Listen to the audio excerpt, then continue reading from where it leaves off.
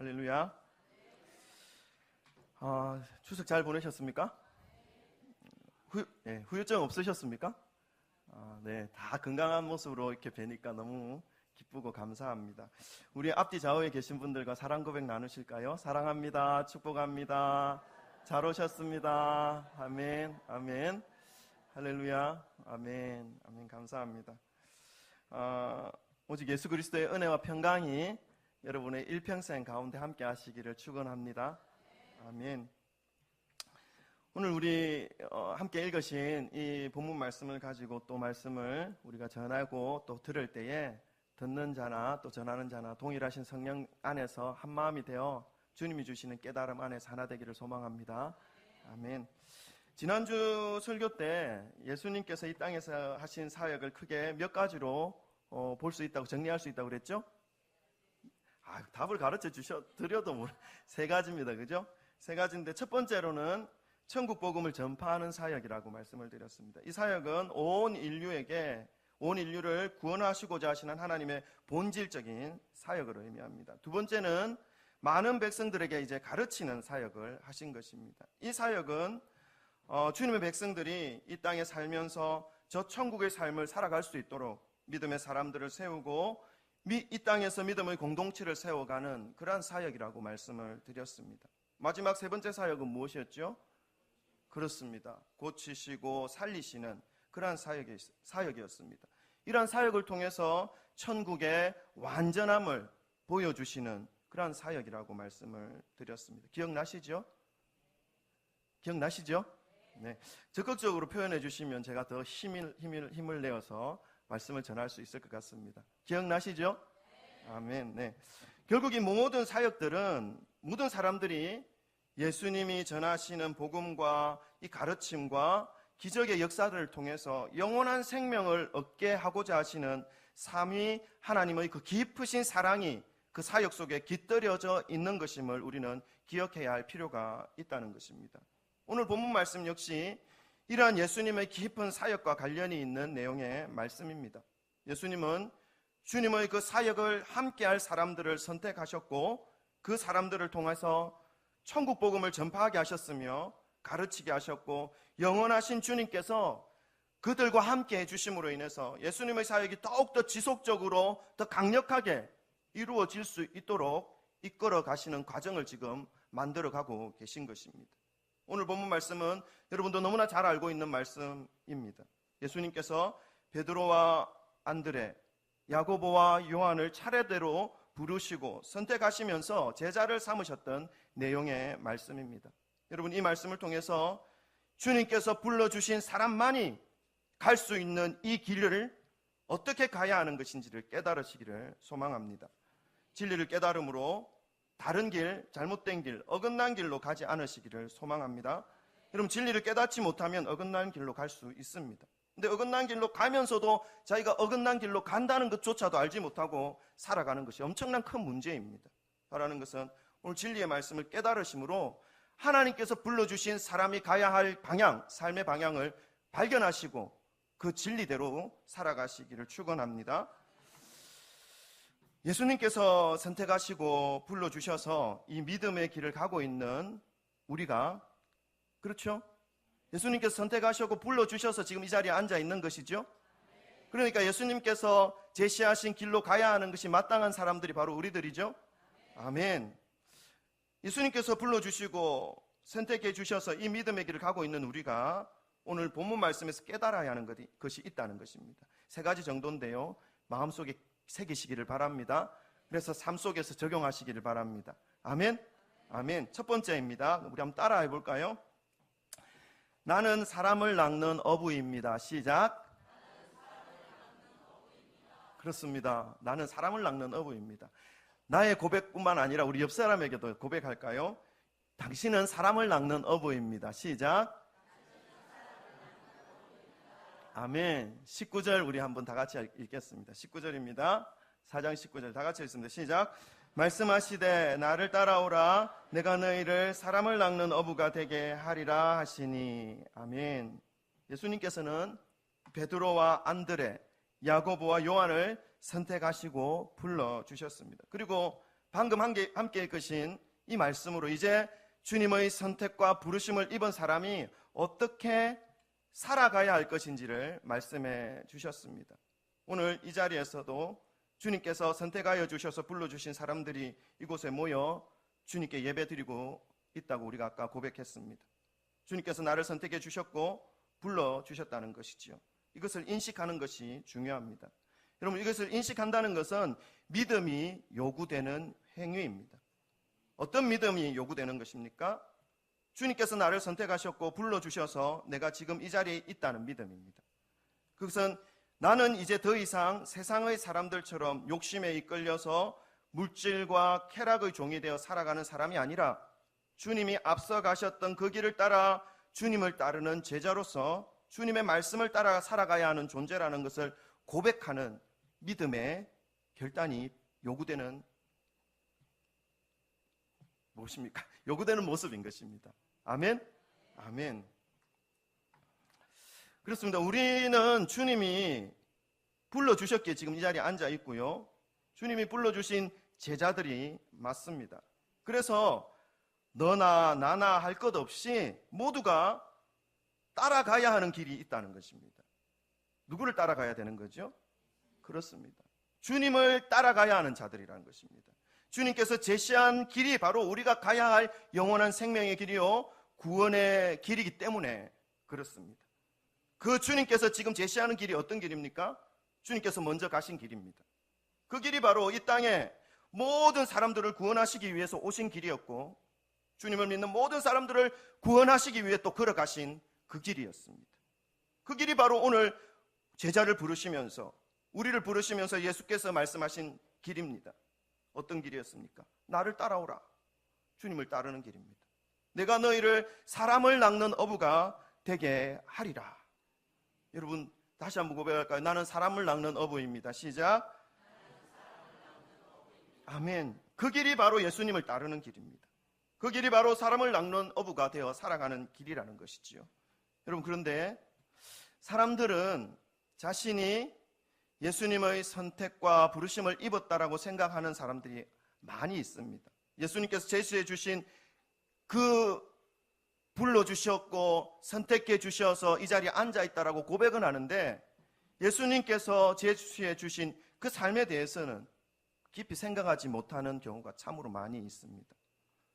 이 사람을 낚는 어부로서의 삶에 대해서는 예수님께서 먼저 걸어가셨던 그 영혼 구원에 대한 사명을 받은 삶에 대해서는 깊이 생각하지 않고 받아들이려고 하지 않는 사람들이 아주 많이 있습니다.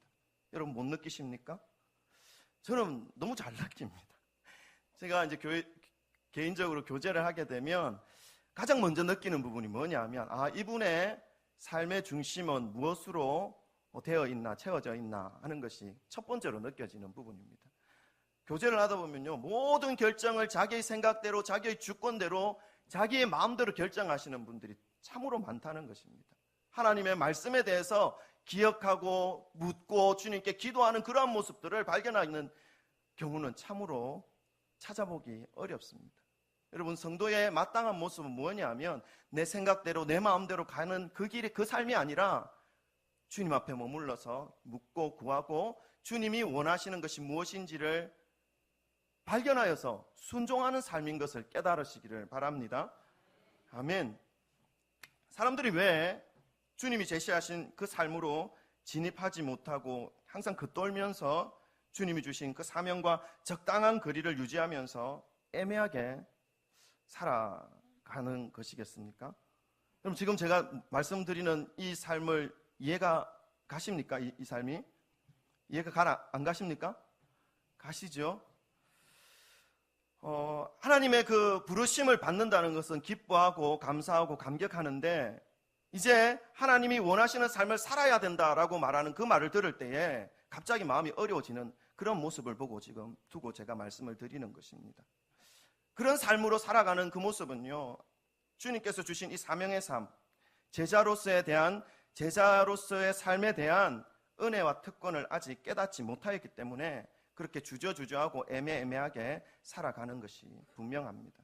제가 한 분의 삶을 소개해 드리고자 합니다.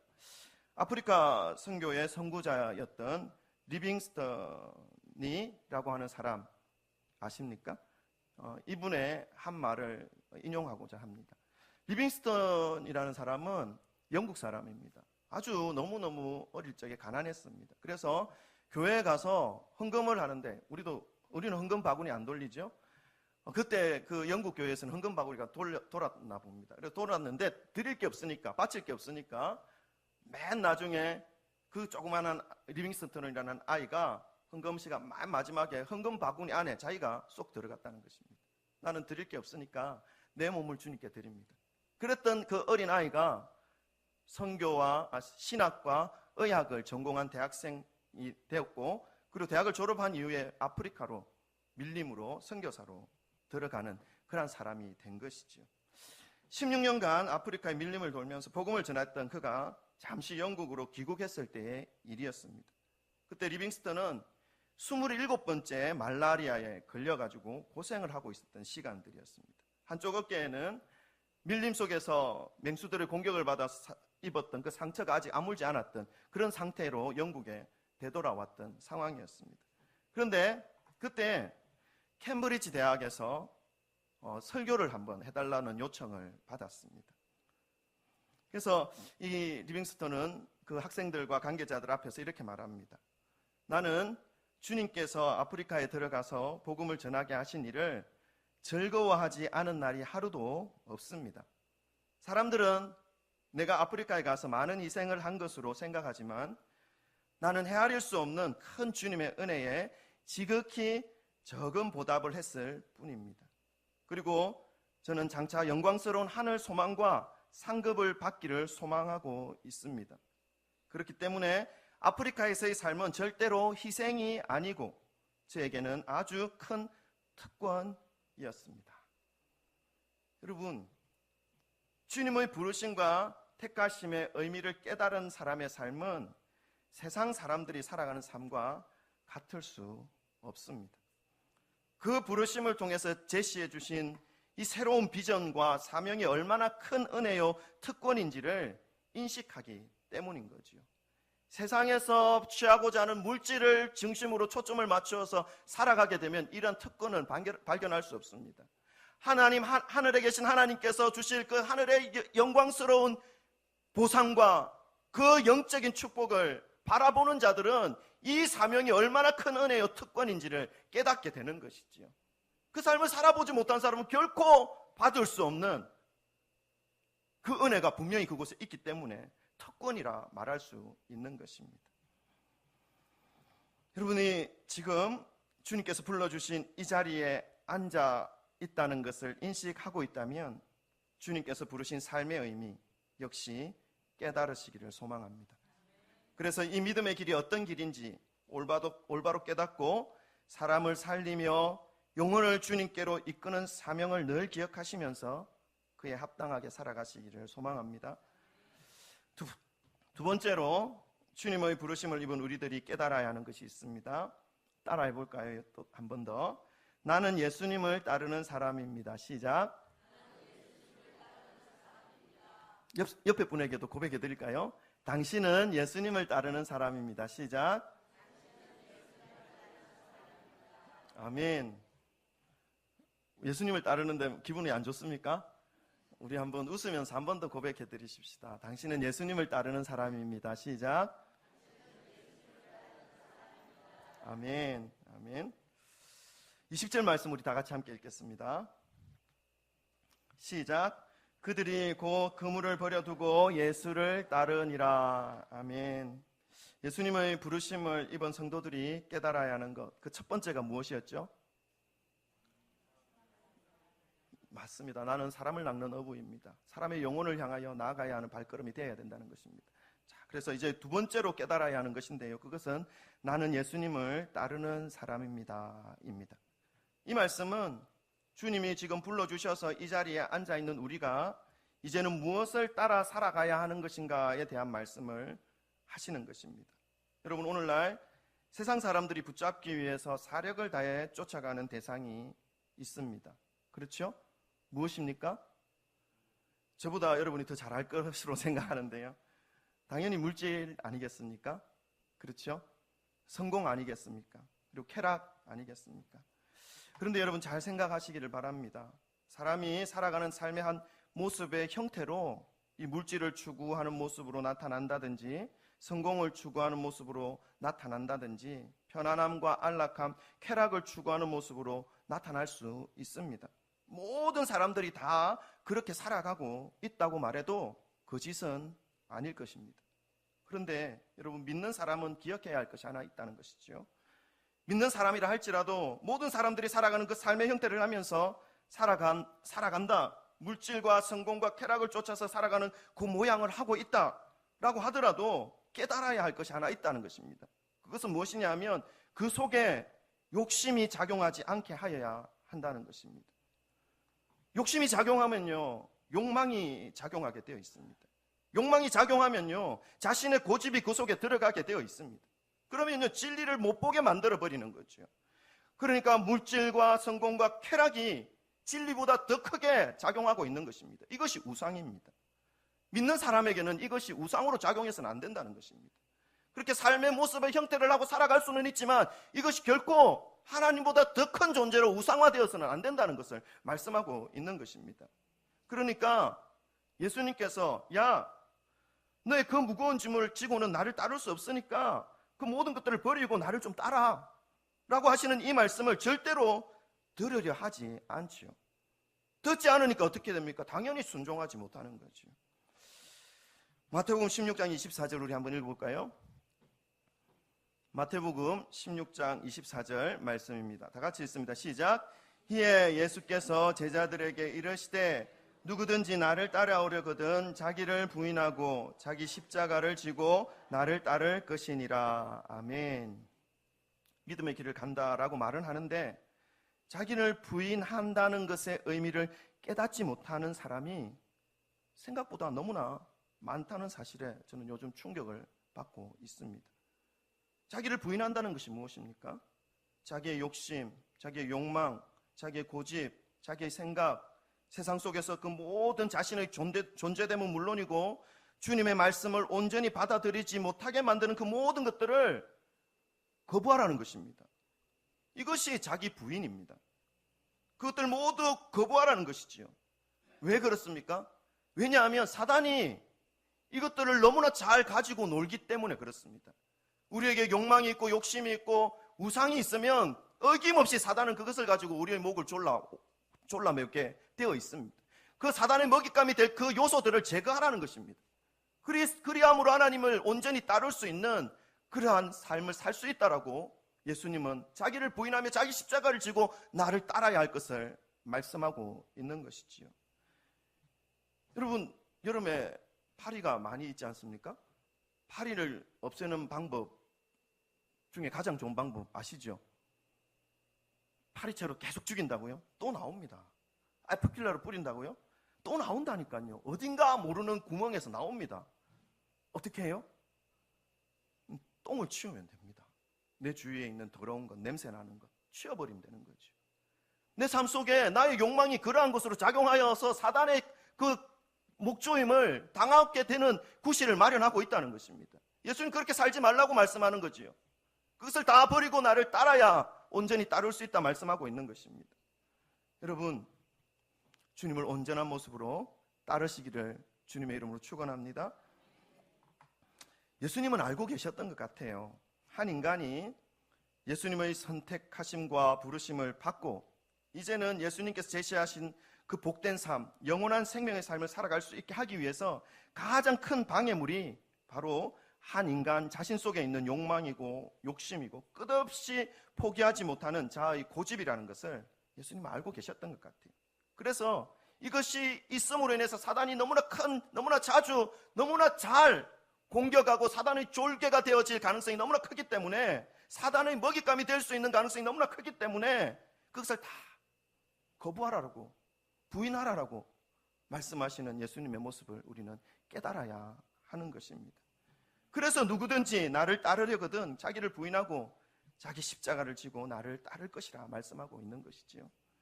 여러분, 더 이상 주님을 따른다고 하면서도 자기의 고집, 자기의 욕망, 자기의 욕심에 이끌려 살아가는 이상한 신앙생활을 멈추시기를 부탁드립니다. 자신을 부인하는 진실된 마음으로 온전한 심령으로 표대 대신 예수 그리스도만을 따르시기를 주님의 이름으로 축원합니다. 그렇게 살아가게 될 때 세상에서 결코 맛볼 수 없는 자유와 기쁨과 만족이 주님께서 허락해 주시는 진리가 너희를 자유케 하리라 하셨던 그 말씀이 내 삶 가운데 적용될 수 있음을 여러분 경험하시기를 바랍니다. 세 번째로 주님의 그 부르심을 입은 우리들이 깨달아야 하는 것 세 번째가 있습니다. 또 따라해 보실까요? 배와 아버지를 버려두고 예수님을 따라야 합니다. 시작.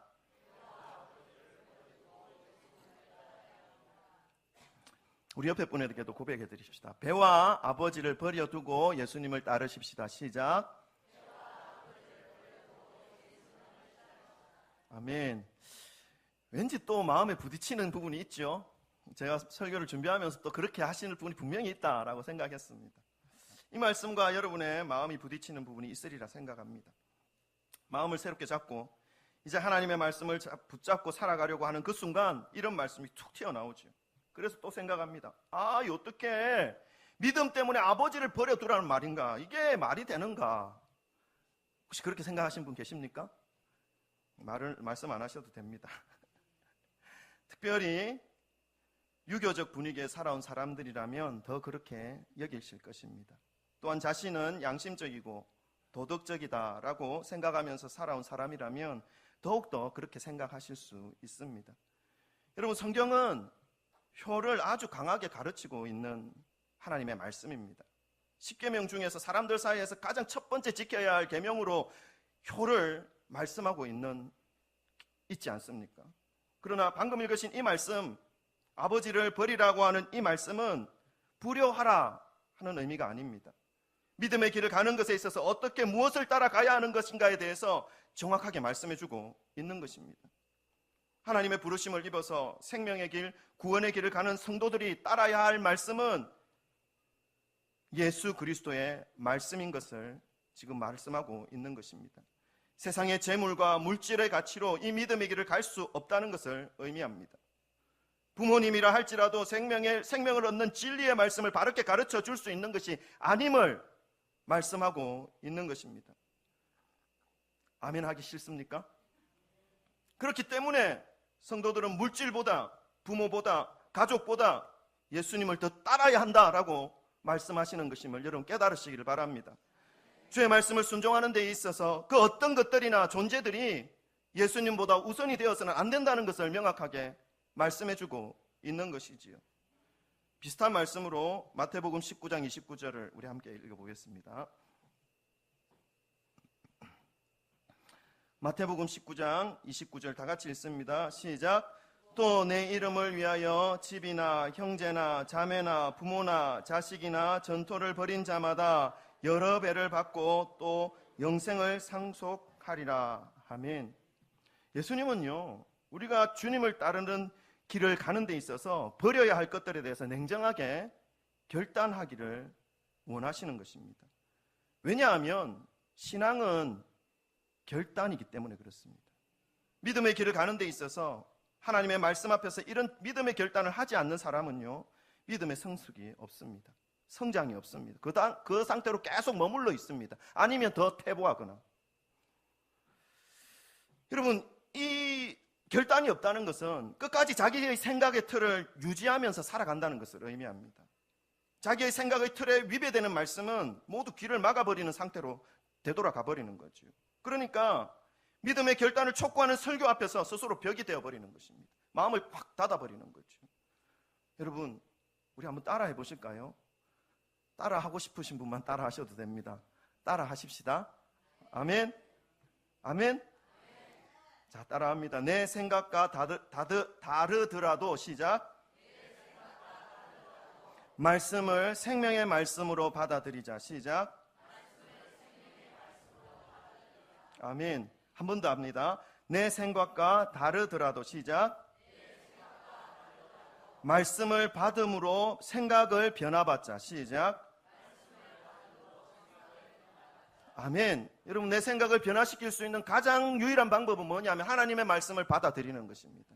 내 생각과 맞지 않는 그 순간 내가 취하여야 할 것은 나의 생각을 붙잡고 예수님의 말씀을 거절하는 것이 아니라 내 생각을 말씀 앞에서 무너뜨리고 말씀을 취하는 것임을 여러분 깨달으시기를 바랍니다. 아멘. 좀 더 크게 하면 안 됩니까? 여러분 깨달으시기를 바랍니다. 아멘. 여러분 찬송가 94장을 기억하십니까? 주 예수보다 더 귀한 것은 없네. 여러분은 이 찬송을 어떤 마음으로 부르십니까? 내 마음에는 아직 예수님보다 더 붙잡고 추구하고 원하고 생각하는 것들이 있는데 그것들을 표신하지 않게 잘 마음속에 감추어두고 이 찬양을 고백하십니까? 여러분, 예수님보다 더 많이 붙잡고 추구하고 원하고 생각하는 것들이 바로 주 예수보다 더 귀하게 여기는 것들입니다. 오늘 예수님의 그 부르심을 입은 성도들이 깨달아야 하는 것으로 우리에게 분명하게 말씀해 주십니다. 무슨 말씀입니까? 배와 아버지를 버려두고 예수님을 따른다는 것입니다. 여러분, 배를 버린다고 할 때 배만 버리는 것을 의미하겠습니까? 아니지요. 물질을 초월한다는 것입니다. 아버지를 버려둔다는 것이 아버지만 배척한다는, 어머니를 따른다는 것입니까? 아니지요. 사람을 의지하지 않는다는 것입니다. 사람을 의지하지 않고 물질을 의지하지 않고 하나님을 붙잡는다는 것입니다.